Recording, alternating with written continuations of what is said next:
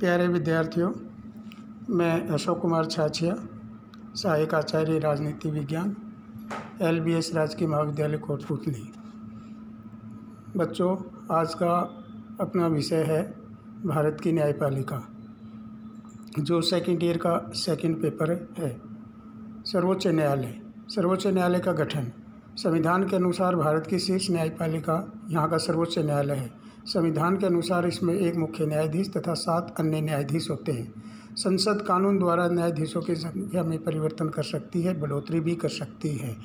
जैसे वर्ष 1956 में 11 न्यायाधीश, 1960 में 14, 1978 में 18 तथा 1986 में 26 तक की वृद्धि की गई थी। वर्तमान समय में उच्चतम न्यायालय में एक मुख्य न्यायाधीश और 30 अन्य न्यायाधीश होते हैं, यानी कुल 31 न्यायाधीश होते हैं। मुख्य न्यायाधीश और अन्य न्यायाधीशों की नियुक्ति राष्ट्रपति करता है। मुख्य न्यायाधीश को छोड़कर अन्य न्यायाधीशों की नियुक्ति में राष्ट्रपति मुख्य न्यायाधीश से परामर्श अवश्य लेता है। भारत में सर्वोच्च न्यायालय के न्यायाधीशों की योग्यताएं। पहला, वह भारत का नागरिक हो, कम से कम 5 वर्ष तक किसी उच्च न्यायालय का न्यायाधीश रह चुका हो। तीसरा, कम से कम 10 वर्षों तक किसी उच्च न्यायालय में वकालत कर चुका हो। चौथा, राष्ट्रपति के विचार में सुविख्यात विधिवेत्ता यानी कानून ज्ञाता हो। भारत के संविधान के अनुच्छेद 124 में सर्वोच्च न्यायालय के मुख्य न्यायाधीश व अन्य न्यायाधीशों की नियुक्ति का प्रावधान किया गया है। इस अनुच्छेद के अनुसार राष्ट्रपति न्यायालय के और राज्यों के अन्य न्यायाधीशों में ऐसे न्यायाधीशों से जिसके परामर्श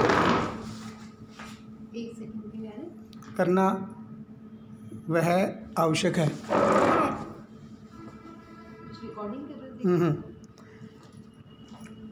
यही समझे। परामर्श करने के पश्चात उच्चतम न्यायालय के न्यायाधीशों की नियुक्ति करेगा।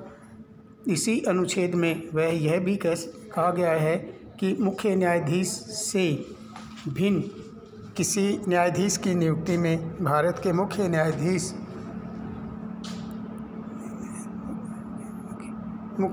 से भिन्न किसी न्यायाधीश की नियुक्ति में भारत के मुख्य न्यायाधीश से जरूर परामर्श किया जाए।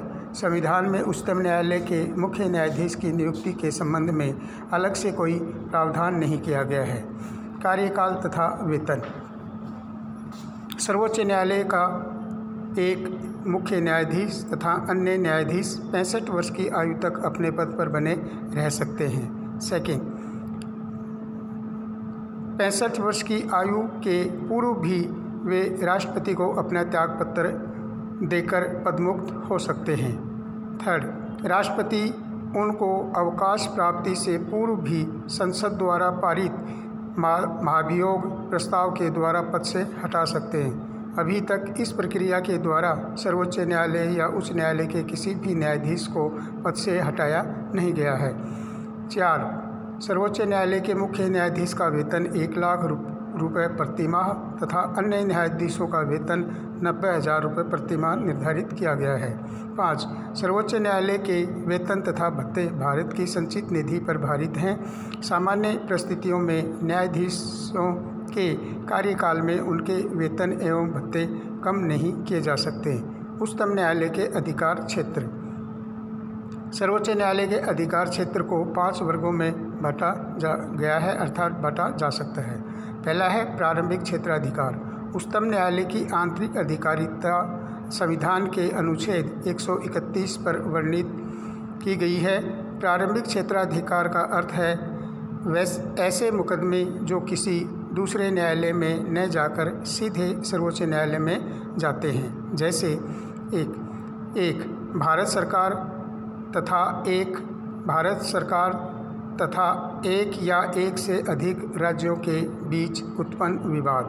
दूसरा, केंद्र तथा एक या इससे अधिक राज्यों व एक अथवा उससे अधिक राज्यों के बीच होने वाले विवाद। तीसरा, 2 या उससे अधिक राज्यों के बीच उत्पन्न होने वाले विवाद। चौथा, मौलिक अधिकारों को कार्यान्वित करने से संबंधित विवाद। नेक्स्ट है बच्चों अपीलीय क्षेत्राधिकार। वे सभी मुकदमे जो सर्वोच्च न्यायालय के सम्मुख निचली अदालतों के निर्णय के विरुद्ध अपील के रूप में आते हैं।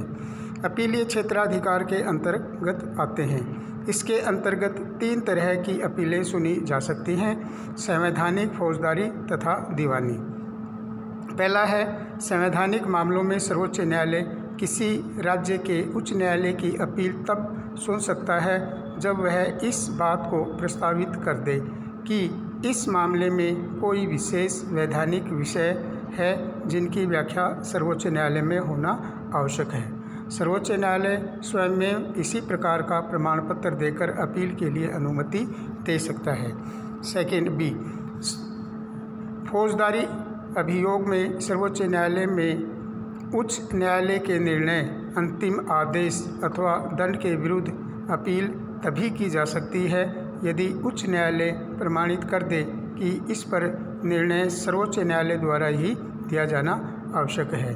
थर्ड, दीवानी मामलों में उच्च न्यायालय के निर्णय के विरुद्ध सर्वोच्च न्यायालय में अपील इन अवस्थाओं में हो सकती है। फर्स्ट, यदि उच्चतम न्यायालय यह प्रमाणित करे कि विवाद का मुख्य 20,000 रुपये से कम नहीं है, अथवा 2, मामला अपील के योग्य है।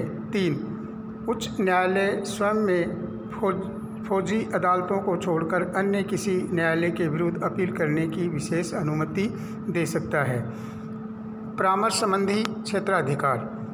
संविधान में सर्वोच्च न्यायालय को परामर्श संबंधी क्षेत्राधिकार भी प्रदान किया गया है।